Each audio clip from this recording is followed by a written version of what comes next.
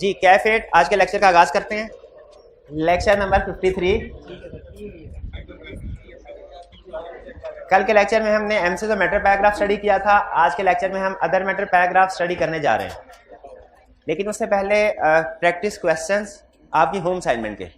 अच्छा, home assignment आपको मैं शेयर कर रहा हूँ व्हाट्सएप के ऊपर। हाँ जी बिल्कुल।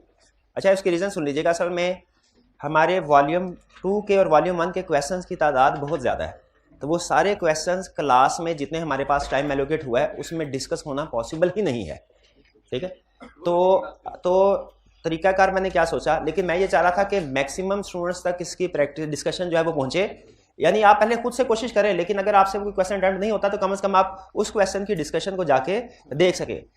वो डिस्कशन जो मैं आपके साथ शेयर करता हूँ वो आप चाहे तो सारे के सारे क्वेश्चन जो है, अगर आपके पास टाइम हो तो उनकी डिस्कशन को सुने, वरना उनमें से जो क्वेश्चन आपको मुश्किल लगे आप सिर्फ उन केस स्टडीज की डिस्कशन को सुन सकते हैं। असल में वो केस स्टडी की डिस्कशन रिकॉर्ड हुई है पिछले सेशंस में। ठीक है, तो पिछले सेशंस के लेक्चर थे, उनमें से मैंने रेलिवेंट जो डिस्कशन है उनको कट करके अलग कर दिया था। अब मेरे पास ऑप्शन एक तो ये थी कि अगर फॉर एग्जाम्पल किसी चैप्टर में 20 क्वेश्चन है तो मैं 5 या 6 या 7 क्वेश्चन को सेलेक्ट करके उनकी डिस्कशन आपको क्लास में करवाऊँ और बाकी जो है वो आपकी प्रैक्टिस के ऊपर छोड़ दो।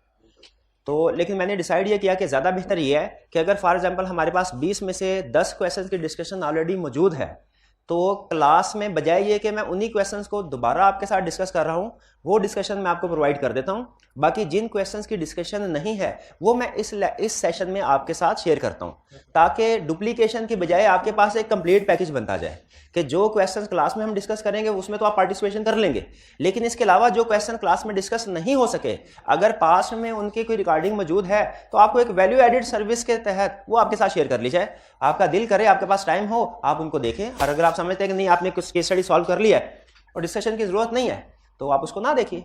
लेकिन मेरी रिकमेंडेशन ये है कि अगर आप केस स्टडीज अटेम्प्ट कर रहे हैं तो उसको टाइम हो तो जरूर देख लें, बेहतर ज़्यादा यही है। लेकिन वो आपकी अपनी ऑप्शन के ऊपर है। अगर आप समझते हैं केस स्टडी सॉल्व हो गई है, उसमें कोई प्रॉब्लम नहीं थी, आप उसको स्किप कर सकते हैं। ठीक है, तो इसका ये मतलब नहीं है कि अब क्लास में आपके क्वेश्चन या केस स्टडी डिस्कस नहीं होगी, नहीं डिस्कस जरूर होगी, वो सिर्फ आपको एडिशनल प्रैक्टिस के तौर पर मैंने आपके साथ क्वेश्चन शेयर किए हैं। तो ये चीज़ क्लियर हो गई। अब चलते हैं, कल आपको असाइनमेंट दी गई थी, 4 क्वेश्चन थे। ठीक है, उनमें से 2 क्वेश्चंस की डिस्कशन मैंने कल व्हाट्सएप पे आपके साथ शेयर कर दी थी।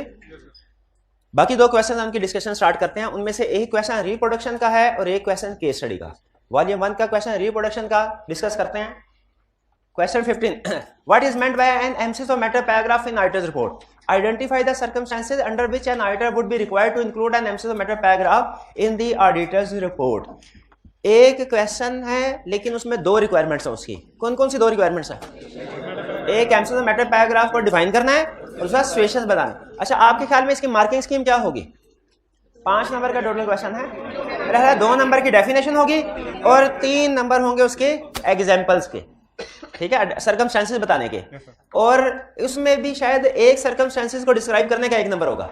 लेकिन मैं एहतियातन to be on safe side क्या करूंगा भला, मैं एक आधी एक्स्ट्रा सर्कमस्टेंसेस भी लिख दूंगा ताकि अगर कोई गलत हो जाए तो वो मुझे मेरे कंपनसेट कर दे। आप मुझे ये बताइए, एग्जाम में अगर आप इस तरह की लिस्ट आती है और उसमें कुछ पॉइंट्स ज्यादा लिख देते हैं तो वो आपके फर्स्ट 3 आइटम्स को चेक करेगा या बेस्ट 3 आइटम्स को चेक करेगा? बेस्ट 3 आइटम्स को चेक करेगा, याद रखिए। इसलिए हमेशा अगर आपके पास टाइम हो तो बेहतर यही है कि आप कुछ एडिशनल लिख लें, कुछ एडिशनल पॉइंट। अगर आपके पास टाइम हो तो एडिशनल आइटम लिख देना ज्यादा बेहतर है। जी, एमसीक्यू मैटर पैराग्राफ बताइए क्या है? is included in auditor's report if auditor consider it necessary to draw user attention to a matter which is disclosed in financial statement. That is fundamental for user understanding of financial statement, provided matter does not require modification and matter is not a क्या? Provided matter does not require modification, ये बता दीजिए इस line का क्या मतलब है? Matter does not require modification in opinion, कि ये वो मैटर है जो जिस पे ना मिस स्टेटमेंट है और ना स्कोप लिमिटेशन होनी चाहिए, क्योंकि अगर मिस स्टेटमेंट स्कोप लिमिटेशन हो तो ये रिक्वायर करेगी मॉडिफाइड ओपिनियन। ठीक है, ये मॉडिफाइड ओपिनियन में जाएगा, एमसीक्यू मैटर में नहीं आएगा। क्लियर? और एग्जांपल्स बताइए मेरे भाई जी, एग्जांपल्स कौन कौन सी हैं? एक्सेप्शनल लिटिगेशन और रेगुलेटरी एक्शन, शाबाश, एक एग्जांपल। और आपने पूरी लिखनी है, मैं सिर्फ की पॉइंट पूछ रहा हूं आपसे, आपने पूरी। सब्सिक्वेंट इवेंट, शाबाश, 2 examples. Financial statement reissued और रीस्टेटेड शाबाश major disaster affecting entities financial position early application of new ये चेंज इन काउंटिंग पॉलिसी तो नहीं है नहीं early application of new counting standard और special when special purpose framework is used और एक और एग्जांपल भी हाँ when applicable financial reporting framework is unacceptable but is required by law clear हो गई एग्जांपल चलिए अच्छा ये केस स्टडी के पॉइंट ऑफ व्यू से सबसे अहम चीज क्या है वाला एग्जाम्पल सर्कमस्टेंसेस इसकी डिस्कशन मैंने आपके साथ शेयर कर दी थी अब वॉल्यूम 2 के जिस क्वेश्चन की डिस्कशन शेयर नहीं की थी उसको हम प्रैक्टिस कर लेते हैं ये था क्वेश्चन 28 था ना क्वेश्चन 32 की डिस्कशन तो शेयर हो गई थी ठीक है वो कल लेट नाइट हुई थी लेकिन बाला शेयर कर दी थी मैंने अगर नहीं देख सके आज जाके देख लीजिएगा क्वेश्चन 20 सबसे पहले requirement comment on the implication of the above matter on auditors report अब मुझे ये बताइए कि and the financial statements of IIL अच्छा रिक्वायरमेंट को समझना सबसे ज्यादा जरूरी होता है उसने कहा है इंपैक्ट बताइए ऑडिट रिपोर्ट के ऊपर भी फाइनेंशियल स्टेटमेंट अगर फाइनेंशियल स्टेटमेंट का लफ्ज ना होता तो हमें सिर्फ ऑडिट रिपोर्ट के ऊपर इंपैक्ट बताना था अब हम ऑडिट रिपोर्ट में भी इंपैक्ट बताएंगे फाइनेंशियल स्टेटमेंट अच्छा बताइए ऑडिट रिपोर्ट के अलावा जो ऑडिटर ने प्रोसीजर परफॉर्म करने अगर मैनेजमेंट को रिक्वेस्ट करनी है दो चाबी गवर्नेंस को रिक्वेस्ट करनी है वो प्रोसीजर को बढ़ाना है अल्टरनेट प्रोसीजर वगैरह परफॉर्म करने की कोशिश कर ये सारे पॉइंट्स हमें लिखने चाहिए इस केस स्टडी में क्यों नहीं लिखने चाहिए क्योंकि क्वेश्चन में स्पेसिफिकली उसने कहा है कि रिपोर्ट के ऊपर इम्पैक्ट बताओ बाकी का कोर्स ऑफ एक्शन बाकी के प्रोसीजर उसने रिक्वायरमेंट में मेंशन नहीं किए तो बाकी और कुछ भी नहीं बताना हाँ रिपोर्ट के अंदर जो कुछ भी हो रहा है ऊपर वाला एलिमेंट इफेक्ट हो या नीचे वाला एलिमेंट इफेक्ट जो कुछ भी इफेक्ट आ रहा है सारा बताना लेकिन रिपोर्ट से बाहर कुछ भी रिपोर्ट के अंदर सारा कुछ बताना है जो जहां इफेक्ट हो रहा है और रिपोर्ट के बाहर कुछ भी नहीं बताना क्यों भला क्योंकि रिक्वायरमेंट में उसने कहा है मुझे इफेक्ट ऑन रिपोर्ट बताओ उसने इफेक्ट ऑन ऑडिट नहीं पूछा उसने इफेक्ट ऑन उसने कोर्स ऑफ एक्शन नहीं पूछा उसने ऑडिट प्रोसीजर्स नहीं अगर ये अल्फाज रिक्वायरमेंट का हिस्सा होते तो फिर हम बताते हैं पढ़ते हैं और लेकिन ध्यान में रखिएगा क्वेश्चन के हमारे दो हिस्से होंगे एक में हम इफेक्ट ऑन और दूसरे में इफेक्ट ऑन फाइनेंशियल स्टेट अच्छा टेक्निकली ना मुझे ये क्वेश्चन में थोड़ी सी गड़बड़ लग रही है उससे फाइनेंशियल स्टेटमेंट का लफ्ज पहले लिखना चाहिए था ऑडिट रिपोर्ट का बाद में क्योंकि पहले फाइनेंशियल स्टेटमेंट बनती है उसके मुताबिक हम डिसाइड करते हैं ऑडिट रिपोर्ट में क्या आना चाहिए लेकिन बहरहाल हम अपनी तरतीब में पहले फाइनेंशियल स्टेटमेंट में इफेक्ट और फिर बाद में ऑडिट रिपोर्ट के इफेक्ट बताएंगे क्वेश्चन कह रहे you are the senior responsible for the audit senior का मतलब क्या आप टीम में सीनियर है audit senior for the audit of Ikra industries limited during the course of the audit you became aware that a legal action has been instituted against IIL यानी जिस client का हम ऑडिट कर रहे हैं उसके खिलाफ लीगल एक्शन स्टार्ट हुआ है by some of its customers on account of disputes related to performance of its products पहली चीज मुझे बताइए जब कभी लिटिगेशन आएगी लीगल केस आएगा बेस्ट एविडेंस क्या होता है हमारा लॉयर का ओपिनियन हम लॉयर से पूछते हैं बताओ इस केस का क्या होगा हारेंगे जीतेंगे हमारी जो रिकॉर्डिंग होती है ना फाइनेंशियल स्टेटमेंट्स में वो लॉयर के ओपिनियन की बेस पे डिपेंड कर रही होती है यानी अगर लॉयर कहे कि केस हार जाएंगे तो फाइनेंशियल स्टेटमेंट में क्या होता है प्रोविजन रिकॉर्ड होती है अगर लॉयर कहे कि केस जीत जाएंगे फाइनेंशियल प्रोविजन रिकॉर्ड नहीं करती बल्कि डिस्क्लोजर रिकॉर्ड करना याद है ना यानी जब आउटफ्लो प्रोबेबल लॉयर कहे आउटफ्लो प्रोबेबल है तो प्रोविजन रिकॉर्ड करनी है आउटफ्लो प्रोबेबल का मतलब यही है ना केस हार जाएंगे और अगर कहे आउटफ्लो प्रोबेबल नहीं है या यानी पॉसिबल है फिर डिस्क्लोज करना तो ये तो लॉयर के ऊपर डिपेंड करेगा अच्छा आगे बताएगा शायद लॉयर कह रहा है in response to your request for an opinion the company's lawyer has simply stated we are totally unable to give any estimates इसका मतलब है लॉयर भी अनसर्टन है वो कहे भाई अभी केस शुरू हुआ है अभी एक दो पीछे अभी कैसे बता दूं अभी नहीं बता सकता we are totally unable to give any estimate मुझे खुद नहीं पता क्या होगा अभी थोड़ा जरा डेवलपमेंट हो जाए केस में फिर मैं बता सकूंगा क्लियर तो अब बताइए आउटफ्लो प्रोबेबल एंड मेजरेबल है आउटफ्लो प्रोबेबल मेजरेबल नहीं क्योंकि वकील ने कुछ प्रोबेबल मेजरेबल कहा ही नहीं आउटफ्लो प्रोबेबल एंड मेजरेबल नहीं है आगे no provision was made in the financial statement for the possible loss as a result of the claim which are considered to be material कह रहा है कि अगर हम केस हार जाते हैं तो जो अमाउंट इन्वॉल्व है वो मटेरियल होगी यानी केस की अमाउंट मटेरियल है are for the related legal expenses although details of those legal claims were fully disclosed in the notes अच्छा, पहले तो हम ये डिस्कस कर लेते हैं कि होना क्या चाहिए फाइनेंशियल स्टेटमेंट में इस केस से रिलेटेड। क्या प्रोविजन रिकॉर्ड होनी चाहिए है? होनी चाहिए कि नहीं होनी चाहिए? अगर पता होता तो होनी चाहिए। अच्छा, मेरा क्वेश्चन की रिक्वायरमेंट सुन लें। ये जो गिवन केस है इसमें प्रोविजन रिकॉर्ड होनी चाहिए कि नहीं? नहीं, क्यों नहीं होनी चाहिए? आउटफ्लो प्रोबेबल एंड मेजरेबल नहीं है, वो बेचारा वकील मेजर ही नहीं कर सका, वो वकील कुछ बता नहीं सका। आउटफ्लो प्रोबेबल नहीं है तो क्या करना है? फाइनेंशियल स्टेटमेंट में इसे डिस्क्लोज करना चाहिए। उसने ये इसलिए कहा कहीं आप ये ना कहे कि इमटेरियल है, जो मर्जी कर दो, अनमोडिफाइड ओपिनियन आएगा। कहता जो भी अमाउंट होगी ना वो होगी मटेरियल, जो भी अमाउंट है यानी केस की अमाउंट मटेरियल है, ताकि हम उसे इमटेरियल कह के सब कुछ इग्नोर ना कर दें। ठीक है, उसने कहा इमटेरियल अज्यूम ना करना है मटेरियल, लेकिन अभी बता नहीं सके, अभी बता नहीं सकते वकील ने कहा, तो इसको डिस्क्लोज होना चाहिए। ये impact on financial statement clear है? प्रोविजन रिकॉर्ड नहीं होनी चाहिए थी। अब इंपैक्ट ऑन ऑडिट रिपोर्ट बताएं। अगर मैंने, अच्छा, इंपैक्ट ऑन ऑडिट रिपोर्ट उन्होंने फुली डिस्क्लोज कर दिया हुआ है। अच्छा, क्या इसमें ये हमें लिखना चाहिए इफ डिस्क्लोज्ड तो ये इफेक्ट ऑन रिपोर्ट है, इफ नॉट डिस्क्लोज ये नहीं लिखना चाहिए? ये क्यों नहीं लिखना चाहिए? शाबाश, क्योंकि उसने क्वेश्चन में बताया। इसका मतलब है असूल हमें यह पता चला कि जो क्वेश्चन में उसने चीज स्पेसिफिकली बताई है वो एज्यूम नहीं करनी। आप स्टूडेंट्स की आदत बन जाती है कि जो चीज बताई होती है ना उसको भी एज्यूम करना शुरू। सर आपने खुद ही कहा था कि दोनों पॉसिबिलिटीज कवर करनी है। भाई वो कब कहा था? मटेरियलिटी के कंटेक्स्ट में, कि जब मटेरियलिटी के बारे में उसने ना बताया हो, बेंचमार्क ना दिया हो, तब कहा था इफ मटेरियल तो ये, इफ इसका ये मतलब नहीं हर केस में ये करते हैं। एक वैसे में क्लियरली उसने कहा हुआ है नॉट डिस्क्लोज, वहां पे भी सोल्यूशन में लिख रहा होता है इफ डिस्क्लोज तो ये इफेक्ट होगा, इफ नॉट डिस्क्लोज तो ये इफेक्ट होगा। ठीक है, एक नेगेटिव इंपैक्ट पड़ता है। मे बी वो इसका कोई एक आधा नंबर काट ले कि स्टूडेंट ने क्वेश्चन में गिवन इंफॉर्मेशन की अजम्पशन ले ली है। गिवन इंफॉर्मेशन की एग्जाम्पशन तो ना, अजम्पशन का असूल हमेशा होता है क्या? जो इंफॉर्मेशन नहीं है उसको अज्यूम करना, जो है उसको अज्यूम नहीं करना। इंपैक्ट ऑन रिपोर्ट क्या आएगा? डिस्क्लोज किया हुआ है, खा के पहले अनमोडिफाइड ओपिनियन तो बता दें। ओपिनियन ओपिनियन सबसे अहम है, वो तो बता दें पहले। अनमोडिफाइड ओपिनियन एक्सप्रेस किया। हाउएवर आगे क्या है?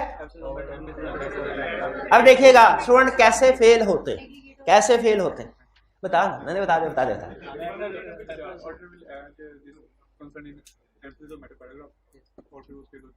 हाँ, उसके जो 3 पॉइंट, शाबाश। कौन से 3 पॉइंट्स? 3 पॉइंट्स आज भी सिर्फ एम्फेसिस ऑफ मैटर नहीं क्वेश्चन में लिखा करते। ये मैंने आपको कल भी समझाया था।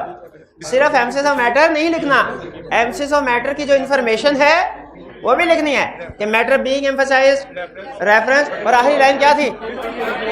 Our opinion is not modified in respect of this matter.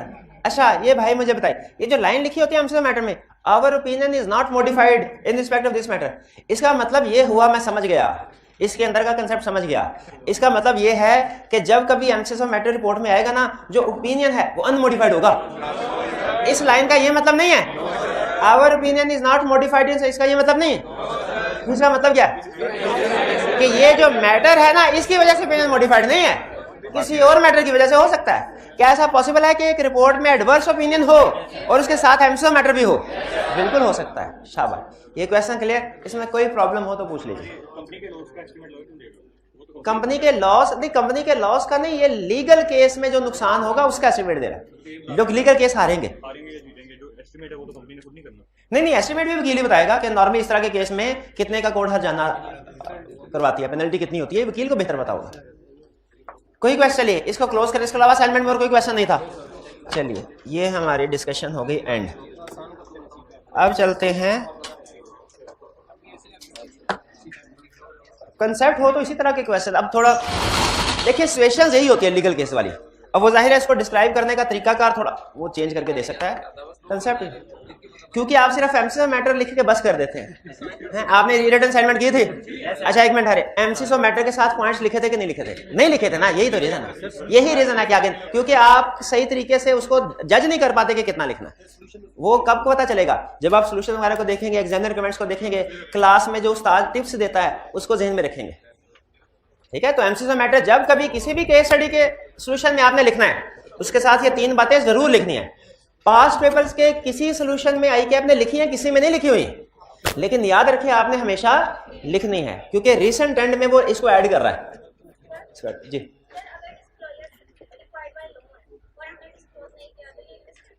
अगर डिस्क्लोजर रिक्वायर्ड था और हमने वो डिस्क्लोजर फाइनेंशियल स्टेटमेंट्स में इंक्लूड नहीं किया, क्या ये मिस स्टेटमेंट होगी? यस, ये मिस स्टेटमेंट होगी, बिल्कुल मिस स्टेटमेंट होगी। टैक्स कंटिजेंसीज क्या होता है? टैक्स कंटिजेंसीज का मतलब ये होता है कि टैक्स वालों ने हमें कहा आपने जो असेसमेंट करके टैक्स जमा करवाया ना ये कम है, मजीद टैक्स जमा करवाएं। उन्होंने एफबीआर वाले ये आर्डर इशू कर देते हैं ना, असेसमेंट आर्डर। एक तो हमने असेस करके अपने सबमिट करवानी होती है, एक एफबीआर, और हमने अपील फाइल कर दी है। टैक्स लिटिगेशन को कहते हैं टैक्स कंटिजेंसी, यानी जब एफबीआर वालों के साथ आपका कोई डिस्प्यूट हो टैक्स मैटर्स के ऊपर, इसे कहते हैं टैक्स कंटिजेंसी।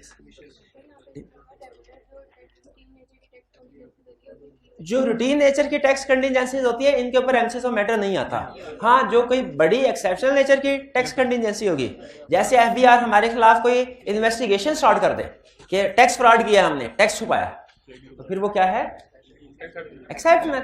यानी जब कभी किसी, याद रखे, जब कभी किसी भी केस की एक्सप्लेनेशन दे देना आपको, लीगल केस की, तो उसका मतलब है वो एक्सेप्शनल है।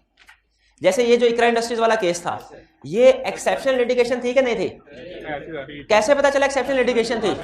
बताया था एग्जाम में जो भी केस आ जाए, जब तक कि वो खुद ना बताए कि रूटीन नेचर का, उसने खास तौर पे उसका केस को डिस्कस करने का मकसद कि जी ये एक परफॉर्मेंस से रिलेटेड था, कस्टमर ने फाइल किया था, ये उसको जो डिटेल बता रहा है, इसका मकसद यही है कि आपको इनडायरेक्टली मैसेज दे रहा है कि एक्सेप्शनल है, एक्सेप्शन। ठीक, चलिए और कोई क्वेश्चन? जी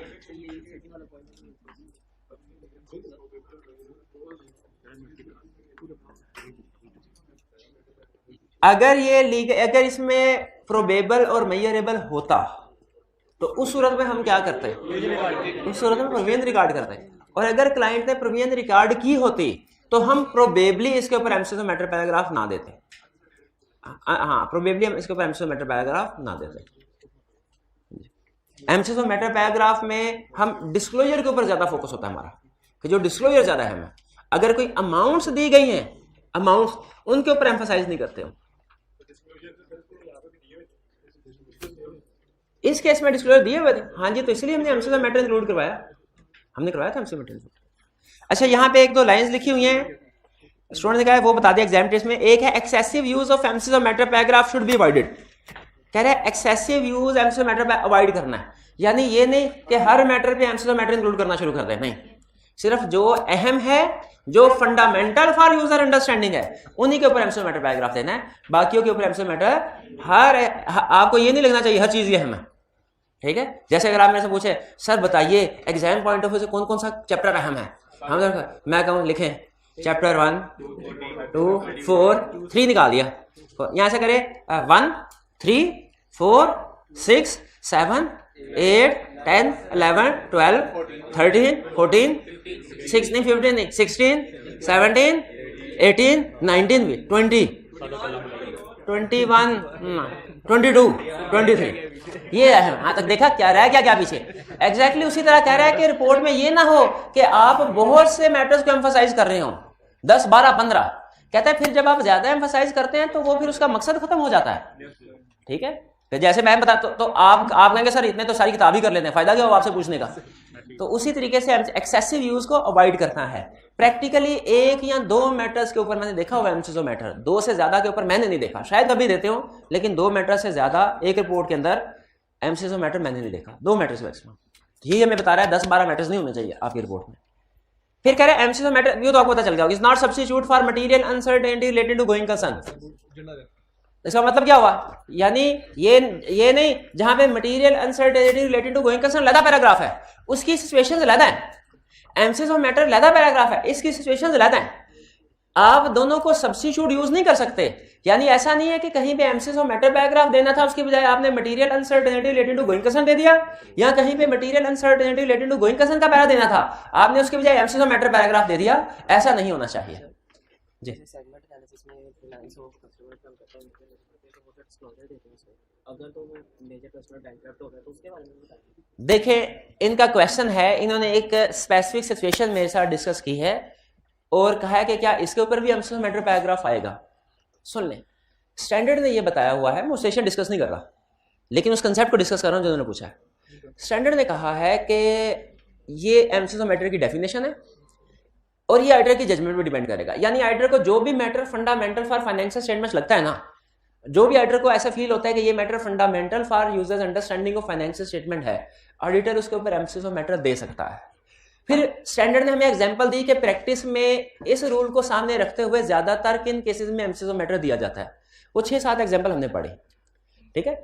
लेकिन याद रखिए इसके अलावा भी कुछ मैटर्स के ऊपर प्रैक्टिकली एमसीएस मैटर पैराग्राफ दिया जा सकता है। शर्त यह है कि ऑडिटर की जजमेंट में वो fundamental for user understanding of financial statement, यानी डेफिनेशन को मीट कर रहा हो, डेफिनेशन को मीट कर रहा हो, ठीक है। एग्जाम्पल मैं इसलिए नहीं दे रहा, मैंने एग्जाम्पल अगर आपको दी ना तो आपने हमेशा उसमें वही करना है। एग्जाम्पल है जरूर लेकिन आपके लेवल पे उस एग्जाम्पल का इंपैक्ट कुछ हो रहा है, फिर आप कंफ्यूज हो जाएंगे। तो ज़हन में रखिएगा कि एमसीएस मैटर पैराग्राफ ज्यादा भी सिचुएशन पॉसिबल हैं लेकिन वो प्रैक्टिस में पॉसिबल है आपकी जजमेंट की बेस पे। एग्जाम पॉइंट ऑफ व्यू से आपने क्या करना है, सिर्फ जो लिस्ट आपको दे दी है यही रखना है, यही आपका A to Z है। इस लिस्ट इंशाल्लाह यही आएगा, इससे बाहर नहीं आएगा, इससे बाहर नहीं आएगा। आएगा तो मेरी जिम्मेदारी है, आपने इसी के अंदर इन्हीं एग्जाम्पल को याद करना है। इन्हीं में से कोई एग्जाम्पल आई तो एमसीएस मैटर पैराग्राफ आपने लिखना है, और अगर इनके अलावा कोई एग्जाम्पल हुई तो उसके ऊपर एमसीएस मैटर पैराग्राफ नहीं लिखना, ठीक है। वो जिस एरिया की एग्जाम्पल होगी, जिस मैटर की एग्जाम्पल होगी वो लिखेंगे। क्लियर होगी मेरी बात? यानी प्रैक्टिकली एडिशनल सिचुएशन पॉसिबल है एमसीएस मैटर की एग्जाम लेवल के लिए, इससे ज्यादा कोई एग्जाम्पल नहीं। क्लियर? और ये एग्जाम्पल आपको याद होनी चाहिए। वैसे मेरा भाई शाबाश, आपने वैसे एक्स्ट्रा सोचा, कौन थे भाई ये एक्स्ट्रा सोचा जो मैंने आपको एमसीएस मैटर की वो सिचुएशन याद है जो मैंने सिखाई हुई है, सुनाई मेरा भाई?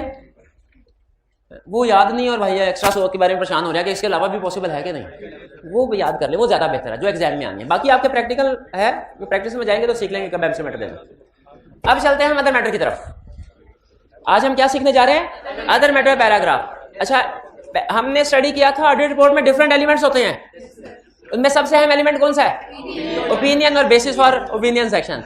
अच्छा, कुछ एलिमेंट ऐसे हैं जो हर रिपोर्ट में आते हैं, कुछ एलिमेंट्स ऐसे हैं जो किसी रिपोर्ट में आते हैं किसी में नहीं आते हैं। क्या आप मुझे बता सकते हैं वो कौन से एलिमेंट है जो किसी रिपोर्ट में आता है किसी में नहीं? वो है एमसीएस मैटर, वो है अदर मैटर, वो है material uncertainty related to going concern, वो है की ऑडिट मैटर। तो हम अगले 3-4 लेक्चर्स में यही सीखेंगे कि ये पैराग्राफ किन सिचुएशंस में आते हैं और अगर किसी सर्कमस्टेंशियल सिचुएशन में ये पैराग्राफ आएंगे हमने इनको ड्राफ्ट कैसे करना है, यानी इन पैराग्राफ की सर्कमस्टेंसेस और ड्राफ्टिंग भी सीखेंगे। जैसे कल एमसीएस मैटर पैराग्राफ की ड्राफ्टिंग सीखी ना हमने। एमसीएस मैटर, मेरा भाई मुझे बता दीजिए एमसीएस मैटर पैराग्राफ की ड्राफ्टिंग, छुट्टी में बताइए। एमसीएस मैटर पैराग्राफ की ड्राफ्टिंग सुना दे। 2.5 लाइनें थी ना, 2-2.5 लाइनें, से ज्यादा तो काम नहीं था। We draw your attention to note number X of financial statement, which fully describe the effect of uncertainty relating to outcome of litigation filed against company by XYZ, और फिर our opinion is not modified in respect of dispute। बिल्कुल ठीक है। तो MCS matter हमने समझ लिया। आज हम स्टडी करने जा रहे हैं other matter paragraph. Other matter paragraph, अच्छा ये ध्यान में रखिए, पहले इसका कंसेप्ट आपको मैं बता दूं। एमसीएस अदर मैटर पैराग्राफ भी एमसीएस मैटर ही की तरह ना तो कोई मिस स्टेटमेंट है ना ही कोई स्कोप लिमिटेशन।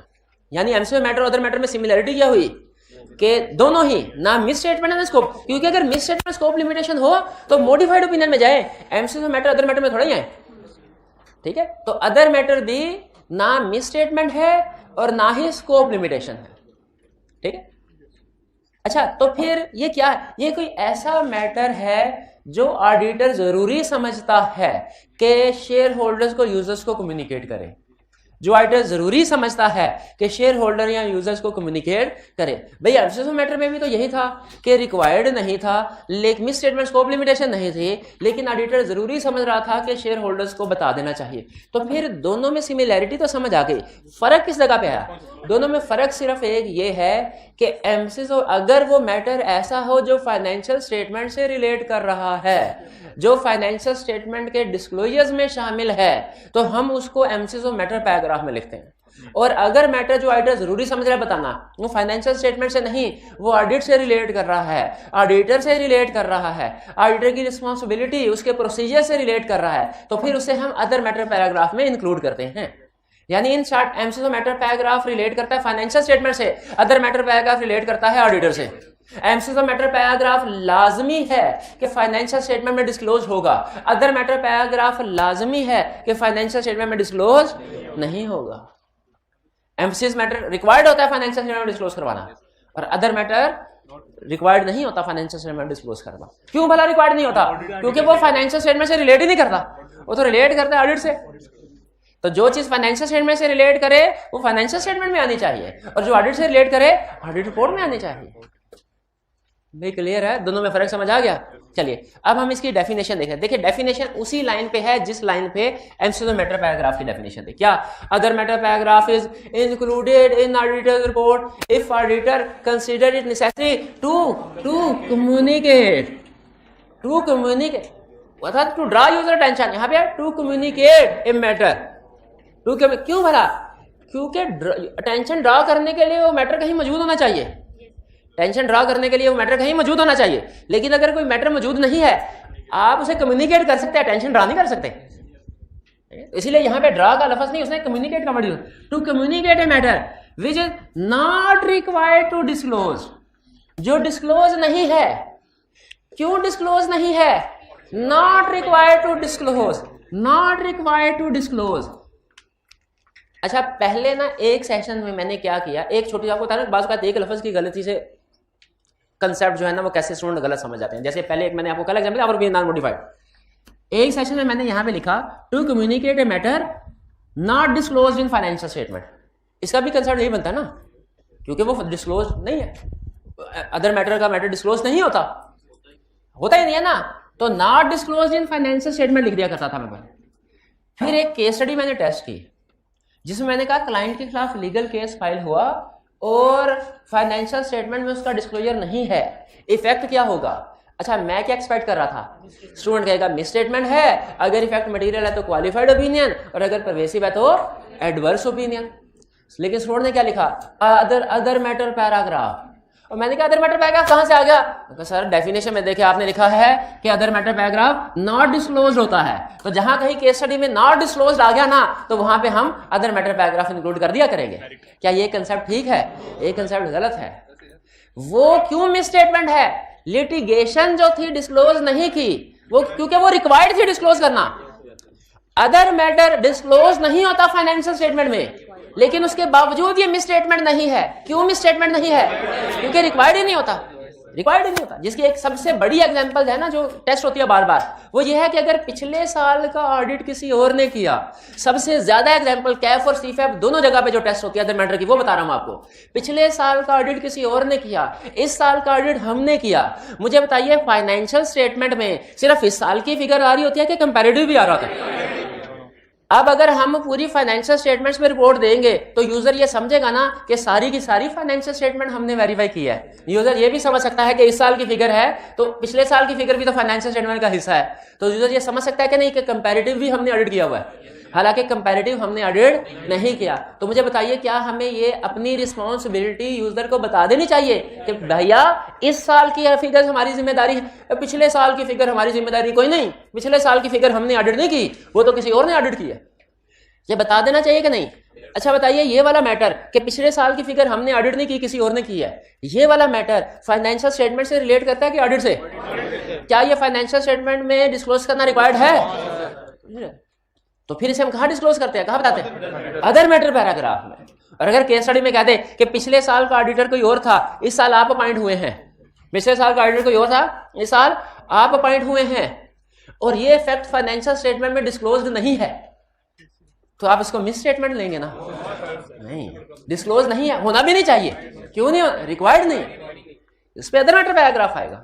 तो ये अब आपको समझ आया ये इसका क्या मतलब है? ये टू कम्युनिकेट ए मैटर।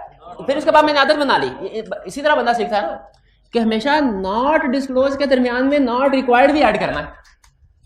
कि ये क्यों नहीं? क्योंकि रिक्वायर्ड ही नहीं होता डिस्क्लोज करना, क्योंकि जो चीज डिस्क्लोजर रिक्वायर्ड है वो ना दे तो वो मिस स्टेटमेंट है, और जो रिक्वायर्ड ही नहीं और वो डिस्क्लोजर नहीं दिया, वो अदर मैटर। ये फर्ज में रखिएगा, आइंदा कभी लीगल केस के बारे में कहे ना कि डिस्क्लोजर इंक्लूड नहीं किया, तो आपने ये नहीं कहना ये तो अदर मैटर होता है जिसमें डिस्क्लोजर इंक्लूड नहीं होता, अदर मैटर है। नहीं नहीं नहीं नहीं, दुनिया में सिर्फ एमसीओ मैटर अदर मैटर नहीं है, सिर्फ और भी चीजें हैं, वो भी सोचे, मिस स्टेटमेंट तो नहीं है। Not required to be disclosed in financial statement but is relevant, relevant, relevant, ठीक है, रेलिवेंट। कल क्या था? फंडामेंटल। आज क्या है? रेलिवेंट। कल क्या था? Disclose, required to be. आज क्या है? कल क्या था? ड्रॉ। आज क्या है? कम्युनिकेट। ठीक है, रेलिवेंट का मतलब है कि इतना ज्यादा अहम नहीं है। फंडामेंटल चीज ज्यादा अहम होती है ना, रेलिवेंट चीज का मतलब, रेलिवेंट का मतलब कम अहम, लेकिन बता देना बेहतर है। ठीक है, रेलिवेंट है, यूजर्स को बता देना बेहतर है। टू यूजर्स अंडरस्टैंडिंग, किस चीज की अंडरस्टैंडिंग?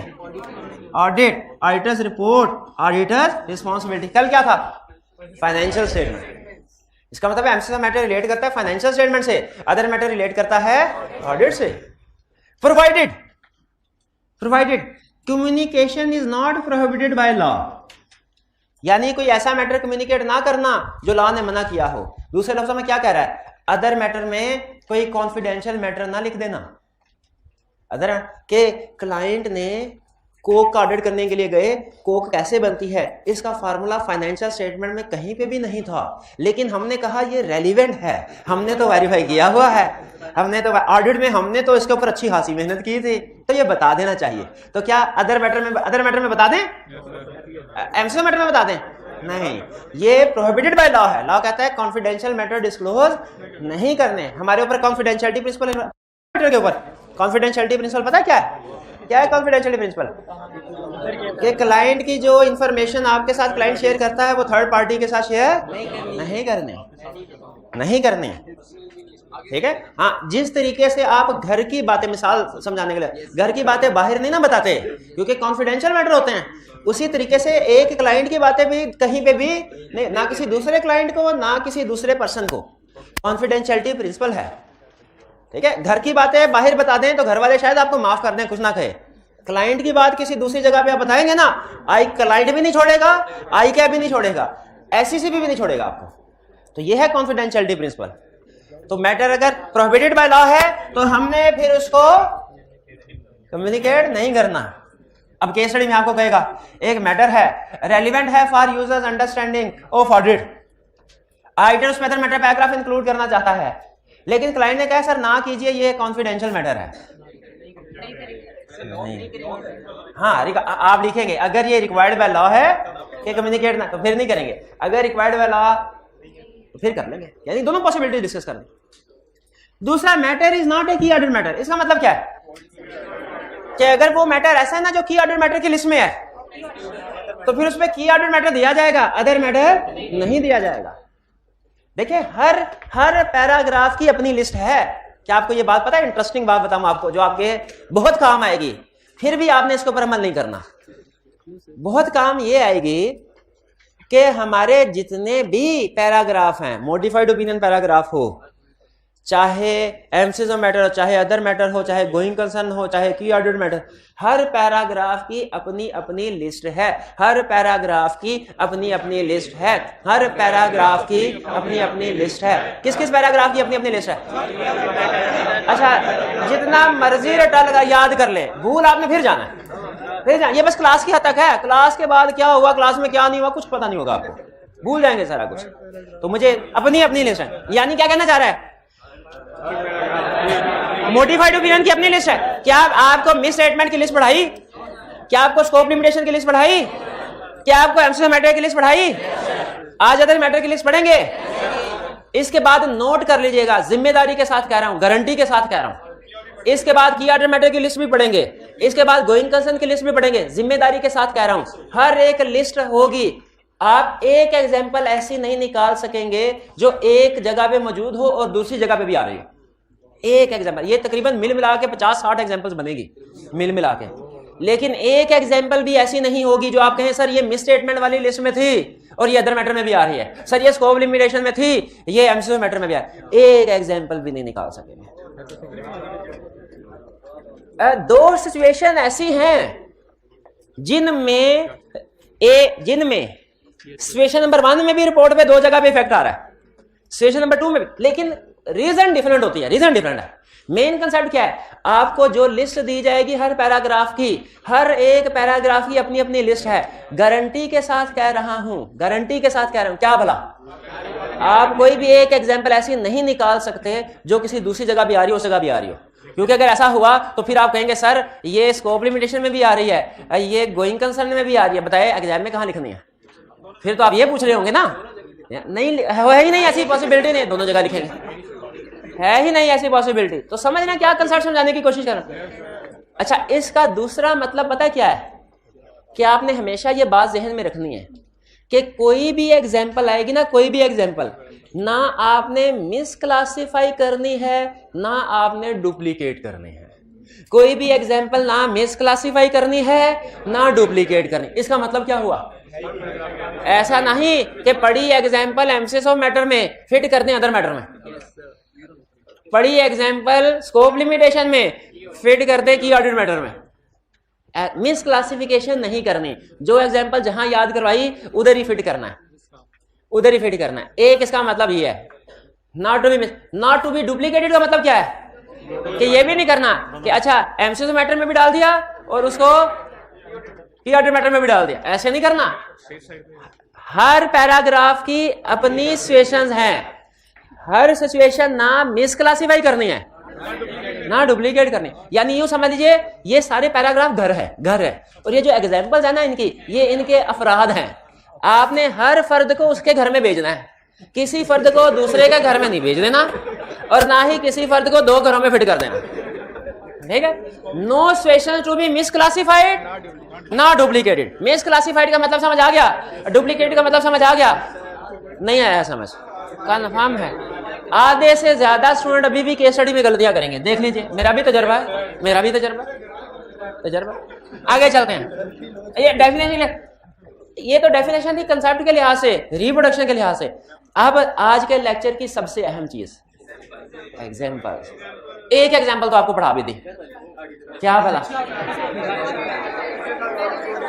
पिछले साल गार्ड किसी और ने किया हो और इस साल हम आ जाए। अच्छा, पिछले साल का ऑडिट किसी और ने किया, इस साल हम financial statement of prior period वर, यानी ऑडिट ही नहीं हुई या ऑडिट किसी और ने की।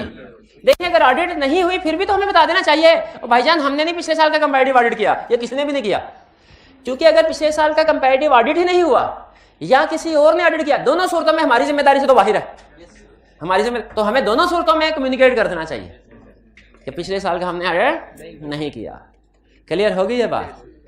अच्छा, 2 एग्जांपल्स आपके सामने रख रहा हूं, मुझे बताना है किस में कि अदर मैटर आएगा और किस में एमसीक्यू मैटर आएगा।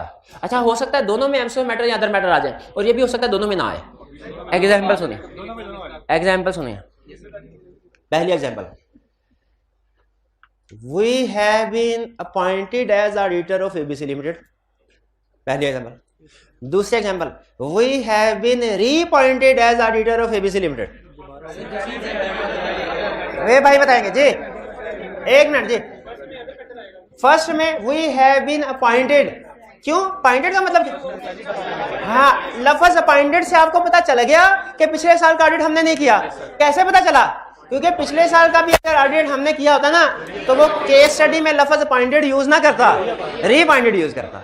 उसने केस स्टडी, देखिए अपॉइंटेड और रीअपॉइंटेड के लफ्ज से हमारा रिपोर्ट के ऊपर 4 नंबर होते हैं। इस चीज के 4 नंबर, किस चीज के? केस स्टडी में ये गेस करने के कि अपॉइंटेड लिखा हुआ है कि रीअपॉइंटेड लिखा हुआ है। 4 नंबर। 4 नंबर कैसे? हमने तो सिर्फ इतना लिखना होता है कि अदर मैटर पैराग्राफ इंक्लूड होगा, हाँ उस अदर मैटर पैराग्राफ में इंफॉर्मेशन क्या इंक्लूड होगी ये भी तो लिखना होता है। 3 नंबर इसके भी होंगे, 3 नंबर इसके। समझ आए? एमसीक्यू मैटर में पूरी बात लिखते थे कि सिर्फ हेडिंग लिख देते थे? पूरी बात सिखाई थी कल। अदर मैटर में भी पूरी बात लिखनी है कि सिर्फ हेडिंग? पूरी बात। तो वी हैव बीन अपॉइंटेड और वी हैव बीन रीअपॉइंटेड में फर्क समझ आया? जमीन आसमान का फर्क है, जमीन आसमान का। अच्छा, आपको इनिशियल ऑडिट और रिकरिंग ऑडिट बताया होगा ना, तो क्या मैं यूं कह सकता हूं कि जब कभी इनिशियल ऑडिट होगा अदर मैटर आएगा, जब कभी इनिशियल ऑडिट होगा अदर मैटर आएगा? देखा, वो कंसेप्ट भी लिंक हो गया हमारा इनिशियल ऑडिट का। चलिए पहला financial statements of prior period were not audited are audited by other, तो अदर मैटर आएगा, एग्रीड। आगे auditor issue reports on more than one set of financial statements. एक ही कंपनी का एक ही साल, देखें इसका मतलब क्या, ये समझ लें। क्लाइंट हमारे पास आता है, सर ऑडिट करवाना है, हम कहते हैं करवाएं। किस लिए करवाना है? सर स्टॉक एक्सचेंज में फाइनेंशियल स्टेटमेंट बेचनी है शेयर होल्डर्स के लिए। हमने कहा ठीक है। इसका मतलब ये हुआ कि फाइनेंशियल स्टेटमेंट्स फ्रेमवर्क होगा जनरल पर्पस आईएफआरएस के मुताबिक फाइनेंशियल। उसने कहा सर आईएफआरएस के मुताबिक फाइनेंशियल, ने कहा ठीक है। फिर उसने कहा सर इन फाइनेंशियल स्टेटमेंट्स का दोबारा ऑडिट करना है। हमने कहा वो कैसे? उसने कहा फॉर एग्जांपल, एक ये भी कह सकता है सर एफबीआर को देना है। अब वो जो केस स्टडी में एग्जांपल पूछता है ना, मैं वो एग्जांपल ऐड कर रहा हूं ताकि आपके जहन में रहे। हमने पूछा दूसरा, उसने कहा नहीं सर फाइनेंशियल स्टेटमेंट्स हमारी ही हैं, इसी साल की है, लेकिन एग्जैक्टली यही नहीं है, उसमें फिगर्स थोड़ा सा चेंज होगी। हमने कहा ये कैसे हो सकता है? हाँ, उसने कहा, हमने कहा ये, उसने कहा सर इसका फ्रेमवर्क आईएफआरएस नहीं है, इसका फ्रेमवर्क है US gap, generally accepted accounting principle in US. मैंने कहा भाई यूएसए इधर क्या करने आ गया? उसने कहा सर असल में हमारे मेजॉरिटी शेयर्स यूएसए की कंपनी ने खरीदे हैं, उन्होंने कंसोलिडेशन करनी है। हमने उन्हें पहले साल में ना आईएफआरएस की फाइनेंशियल स्टेटमेंट भिजवाई थी, उन्होंने वापस कर दी। उन्होंने कहा भाई आईएफआरएस पाकिस्तान में चलते होंगे, हमारा यूएसए का अलग फ्रेमवर्क है, और सच में अलग फ्रेमवर्क है, उसे कहते हैं यूएस गैप। हमें फाइनेंशियल स्टेटमेंट साथ ही की चाहिए, इसी साल की चाहिए, लेकिन किसके मुताबिक? दूसरे फ्रेमवर्क के मुताबिक, यूएस गैप के मुताबिक, यूएस गैप के। तो क्या हम अब देखें, ये एग्जांपल वही नहीं बन गई? एक ही क्लाइंट एक ही साल, अब ऑडिटर दोनों का ऑडिट करेगा फाइनेंशियल स्टेटमेंट्स का, दोनों सेट। एक सेट ऑफ फाइनेंशियल स्टेटमेंट बना होगा आईएफआरएस और दूसरा बना होगा यूएस। बताइए क्या ये पॉसिबल है? बिल्कुल पॉसिबल है। लेकिन इस सूरत में यूजर कंफ्यूज हो सकते हैं, वो समझ रहे होंगे कि हो सकता है, अब देखें इंटरनेट का जमाना है ना, आप सर्च करेंगे एबीसी कंपनी की फाइनेंशियल स्टेटमेंट सामने आ जाए तो आईएफआरएस की भी आ जाएंगे, यूएस गैप की भी आ जाएंगे, इंटरनेट का जमाना जो हुआ। तो यूजर कंफ्यूज हो सकता है कि इसी साल किसी कंपनी की इधर कुछ और प्रॉफिट है, इधर कुछ और प्रॉफिट है, तो उसको बता देना चाहिए कि ये फ्रेमवर्क डिफरेंट है। अगर ऑडिटर रिपोर्ट इशू करता है मोर than one set of financial statement, ये क्लियर हो गया, इसको खास मोर than one set of financial statement, एक ही कंपनी की एक ही साल की एक से ज्यादा सेट ऑफ फाइनेंशियल स्टेटमेंट्स पे अगर ऑडिटर रिपोर्ट देगा तो अदर मैटर होगा, अदर मैटर होगा। क्लियर हुई ये बात? चले अभी नहीं, रिपोर्ट एक ही नहीं आएगी। क्यों एक ही नहीं होगी रिपोर्ट? हो सकता है एक में गलतियां हो दूसरे में ना हो, ठीक। रिपोर्ट दो होंगी। आईएफआर जो पाकिस्तान में फाइनेंशियल स्टेटमेंट्स बनाई गई भेजी गई उनकी ऑडिट रिपोर्ट अलहदा होगी, और जो यूएसए में भेजी गई उनकी ऑडिट रिपोर्ट अलहदा होगी। अब हाँ, अगला सवाल ये अदर मैटर किस में आएगा? ये जब केस स्टडी आएगी फिर आपके साथ डिस्कशन होगी। यहाँ चले आपको मैं अभी बता दूं, दोनों में आएगा, दोनों में आएगा, दोनों में आएगा, ठीक है, दोनों में। लेकिन वैसे वो ज्यादातर पूछ रहा है उस दूसरी कंपनी के पॉइंट ऑफ व्यू से, सॉरी दूसरे सेट ऑफ फाइनेंशियल स्टेटमेंट के पॉइंट ऑफ व्यू से, ठीक है। हाँ भाई चले बहरहाल आगे चलते हैं। If auditor restricts distribution of audit report, इसमें देखें ये एग्जांपल क्या थी? मोर than one set of financial statement की। इसमें यूजर भी डिफरेंट, फाइनेंशियल स्टेटमेंट भी डिफरेंट। ये जो एग्जांपल है ना, ऑडिटर इसके साथ लिख लें, ये है non statutory audit. Statutory audit और नॉन स्टैट्यूटरी ऑडिट पढ़ा था? नॉन स्टैट्यूटरी ऑडिट किस लिए होता है याद है? रिक्वायर्ड वाला, तो वो कौन रिक्वायर कर रहा होता है फिर? वो कोई ना कोई बैंक, शाबाश, या कोई और। हाँ ठीक है, एफबीआर। बैंक की एग्जांपल लेके चलते हैं आगे। बैंक ने कहा लोन लेना है ना, कंपनी से कहा लोन लेना है ना तो फाइनेंशियल स्टेटमेंट ऑडिट करवा के लाओ। उन्होंने कहा अच्छा अभी ऑडिट करवाया है, सारे शेयर होल्डर्स को दिए हैं फाइनेंशियल स्टेटमेंट्स, तो आप ले ले। बैंक ने कहा भाई ये तो आपने अक्रूवल बेसिस पे बनाई है, हमें तो हमारा था, हमें प्रॉफिट से क्या लेना देना, हमें इंटरेस्ट से लेना देना है, और आपके एसेट्स आप रीपे कर पाएंगे कि नहीं, इससे लेना देना, प्रॉफिट से लेना देना। हमारे तो कैश बेसिस फाइनेंशियल स्टेटमेंट्स बनाओ और वो हमें दो। रिक्वायरमेंट समझ आई? कंपनी ने कहा अच्छा अब तो इसका मतलब है फाइनेंशियल स्टेटमेंट बनानी पड़ेंगी। कंपनी ने ऑडिटर को एंगेज किया, कंपनी ने ऑडिटर को इंगेज किया। या यूं समझ ले कि इससे पहले फाइनेंशियल स्टेटमेंट्स बनी ही नहीं हुई थी। कंपनी लोन लेने पार्टनरशिप लोन लेने के लिए, सोल प्रोवाइडर लोन लेने के लिए गया, बैंक ने कहा फाइनेंशियल स्टेटमेंट कैश बेसिस पे बना के लाओ और इनका ऑडिट भी करवा के लाओ। बैंक की रिक्वायरमेंट जेन्युइन है ना। कंपनी हमारे पास आई, कहा सर ये फाइनेंशियल स्टेटमेंट हमने बनाई है किसके मुताबिक, कैश बेसिस के मुताबिक। क्यों, बैंक ने कहा था। आप बराए मेहरबानी इसका ऑडिट कर दीजिए। क्या इसका ऑडिट हम कर सकते हैं? कर क्यों नहीं सकते? कर सकते हैं। कर क्यों नहीं सकते? कर सकते हैं। क्या हमें कैश बेसिस नहीं आती? बिल्कुल आती है। हमने क्या कर देंगे। लेकिन मुझे ये बताइए, ये ऑडिट रिपोर्ट सिर्फ और सिर्फ किसके लिए बन रही है? बैंक के लिए। तो क्या यहाँ पे ऑडिट रिपोर्ट के अंदर मेंशन कर देना चाहिए, this report is only for bank, not to be used by other, not to be used by other. इसका फायदा ये होता है, कल कलां को अगर, इसका फायदा क्या होता है, फायदा बता दूं, फायदा नहीं लिखा हुआ यहाँ पे। कल कलां को अगर फाइनेंशियल स्टेटमेंट में गड़बड़ निकल आए ना, तो हमें सिर्फ बैंक हमारे खिलाफ केस कर सकता है और कोई पार्टी नहीं कर सकती। स्टैट्यूटरी ऑडिट में तो चूंकि जनरल मेंबर्स होते हैं सारे पब्लिकली, तो उसमें कोई भी केस कर सकता है मेंबर। लेकिन इस केस में इसलिए याद रखें, ये अदर मैटर पैराग्राफ ऐड करना हमेशा ऑडिटर के लिए बेहतर होता है। क्लियर होगी सिचुएशन? तो अब मुझे ये बताइए, अब मैं आपसे क्वेश्चन पूछ रहा हूं, मैनेजमेंट हमारे पास आई, फाइनेंशियल स्टेटमेंट कैश बेसिस के मुताबिक बनी है।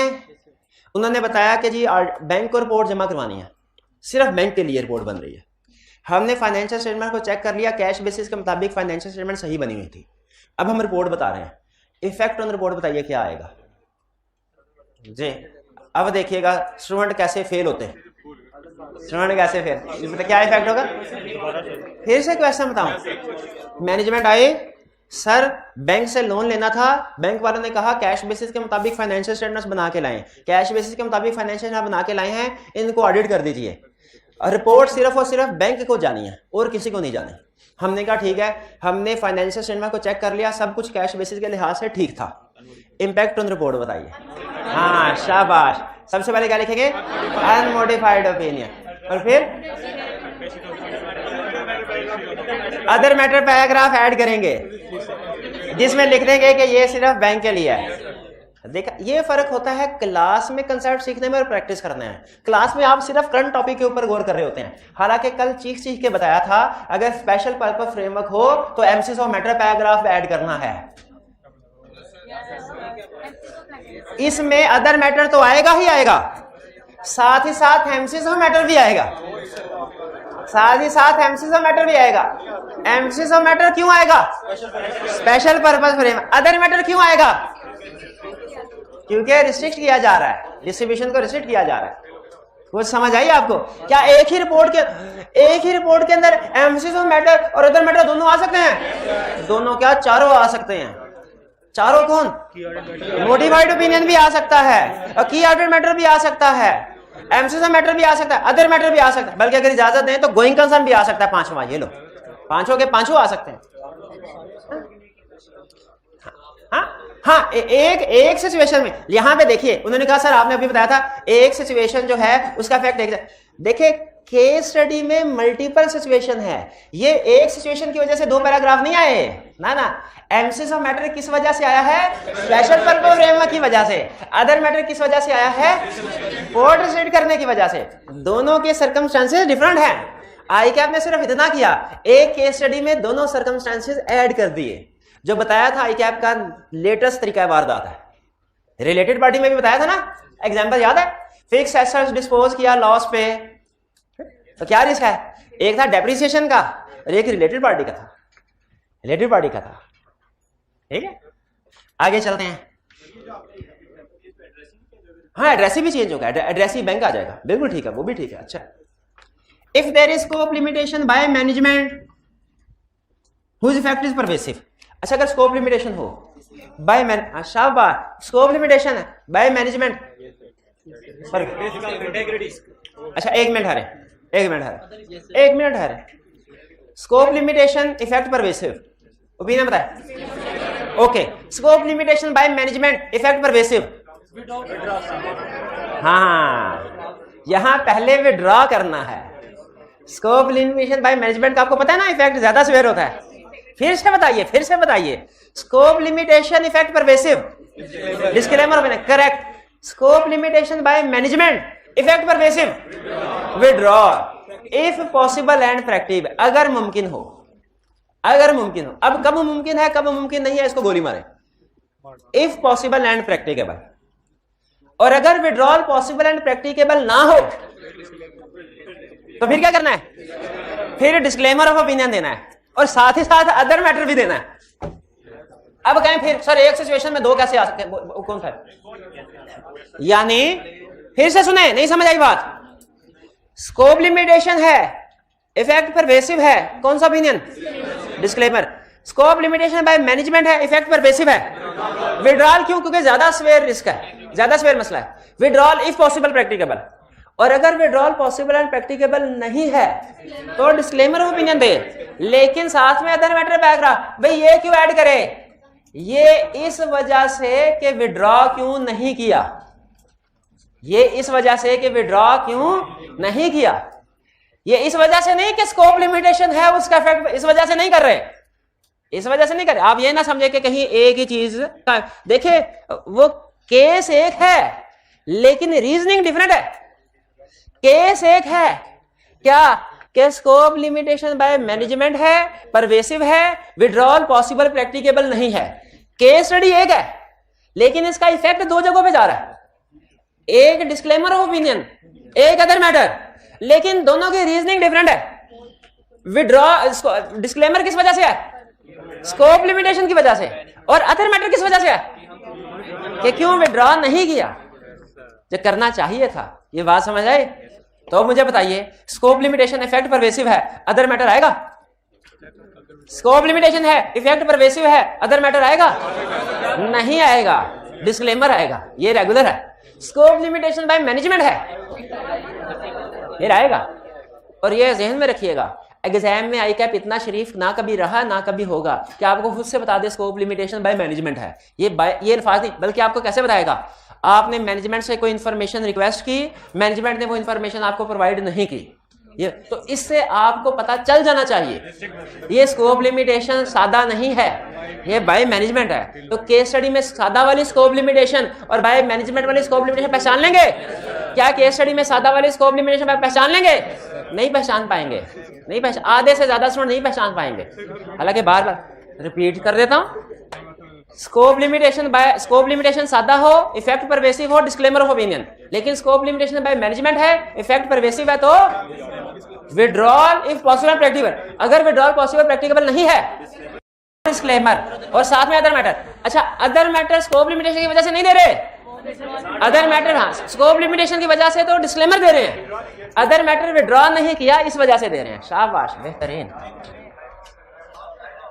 प्रेजेंटेशन जी सर। अच्छा 2 मिनट सेपरेटली प्रेजेंट किया जाए, जैसे एमसीक्यू मैटर लदा हेडिंग के साथ, वैसे भी अदर मैटर लदा हेडिंग के साथ प्रेजेंट किया जाएगा। क्लियर? प्लेसमेंट कहां होगी? रिपोर्ट के एंड पे। एमसीक्यू मैटर की किधर होती थी भला? बेसिस के बाद, इसके एंड पे होगी। इसमें एक थोड़ा सा ट्विस्ट है, वो अभी नहीं बता रहा, वो एग्जाम पॉइंट ऑफ व्यू से अहम नहीं है, लिखा हुआ है लेकिन वो बाद में।